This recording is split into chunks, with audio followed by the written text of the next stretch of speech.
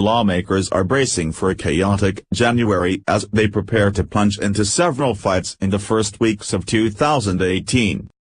The nightmare legislative storm comes after Congress headed home for the year without resolving spending battles, or getting an agreement on contentious issues such as immigration and foreign surveillance.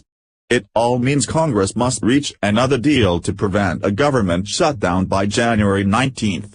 Lawmakers also likely have to solve the issue of whether to protect young immigrants losing the protection beginning in March of an Obama-era program shielding them from deportation. Democrats may not agree to keep the government funded without a deal for the Dreamers. January 19 is not going to be a fun day, said House Freedom Caucus Chairman Mark Meadows, RN.C. Senator John Cornyn, R. Texas, the number 2 Senate Republican, compared the upcoming schedule to Groundhog Day. We get up and do the same thing over and over and over again. It's maddening, he said. Here are the fights to watch when Congress returns. Budget deal, shutdown deadline. Lawmakers are under pressure to get the deal to increase the budget caps and prevent automatic across-the-board spending cuts, known as sequestration. Leadership, as well as the White House, have been negotiating behind closed doors for weeks trying to lock down a 2-year budget agreement that would cover the rest of the 2018 fiscal year, as well as for 2019. But, thus far, a deal has remained elusive with both sides battling over how much to increase both defense and non-defense spending. A senior administration official predicted that a deal on the caps would be reached in January. I think we're actually making significant progress on finding that deal, the aide said. Once a budget deal is enacted, appropriators can start work on a package known as an omnibus that would fund the entire federal government through next September. Lawmakers will also have to work to avert a shutdown by January 19. It will be the third shutdown fight since the start of December, with lawmakers likely to pass another short-term bill to buy appropriators time to craft the omnibus. Disaster aid. The Senate punted a House-passed disaster aid bill after leadership couldn't get an agreement to speed up debate of the legislation in December.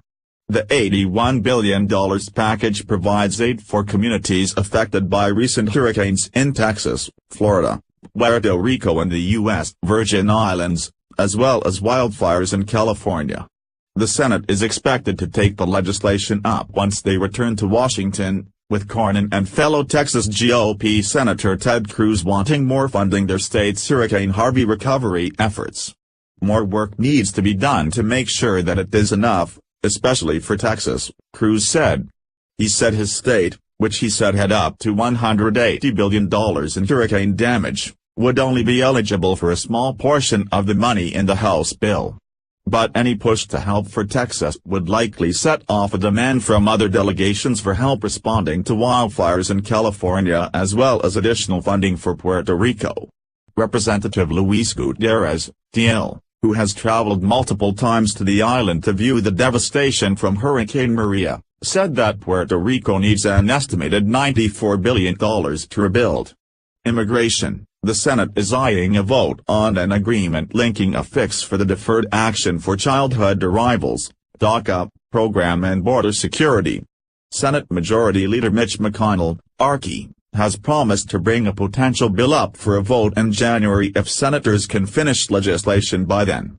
But divisions remain on key issues, including if those covered by DACA should get citizenship, how many individuals would be covered and what security provisions would be part of a package. Everybody's going to have to hold their nose a bit and take a little bit of a loss in order to solve the problem. That's the balance that we have to get to. Are we there yet? No. But I think we will get there, said Representative Mario Diaz-Balart, R. Florida. House conservatives have resisted a legislative fix on DACA. Representative Steve King, R. Iowa, an immigration hawk, spoke with Trump before the holidays urging him to keep his campaign pledge to end DACA. King said he wants the negotiations to incorporate proposals like making English the official language of the U.S. and ending birthright citizenship for children of undocumented immigrants. Speaker Paul Ryan, R. Wis, promised conservatives upon taking his post in 2015 that he would not bring up any immigration bill that lacked support from a majority of the majority, meaning any docket border security deal is sure to face a tough path in the House. Surveillance reform. The short-term spending bill included a temporary extension of an electronic surveillance program, known as Section 702 of the Foreign Intelligence Surveillance Act, FISA. The program will expire with the stopgap measure on January 19 unless lawmakers can act in time on a longer-term reauthorization. Members of the Freedom Caucus secured a commitment from GOP leaders in exchange for their votes on the stopgap funding bill that they would be allowed to offer requested amendments to a long-term FISA reauthorization. Current law allows the National Security Agency to collect communications of foreigners abroad without a warrant. Even if they are in contact with Americans in the U.S., federal investigators can search those communications without needing a warrant either, which privacy proponents say violates constitutional protections. Members of the House Judiciary Committee have sought more limits on viewing information about Americans in contact with foreign targets of surveillance. Freedom Caucus conservatives are also seeking more privacy protections. The Judiciary Panel previously advanced the bipartisan bill to reauthorize the program. But a competing version from the House Intelligence Committee would not establish as many new privacy controls. Healthcare fixes. A pair of GOP senators are expected to try to push two Obamacare stabilization proposals after failing to get them included in the end-of-year funding measure.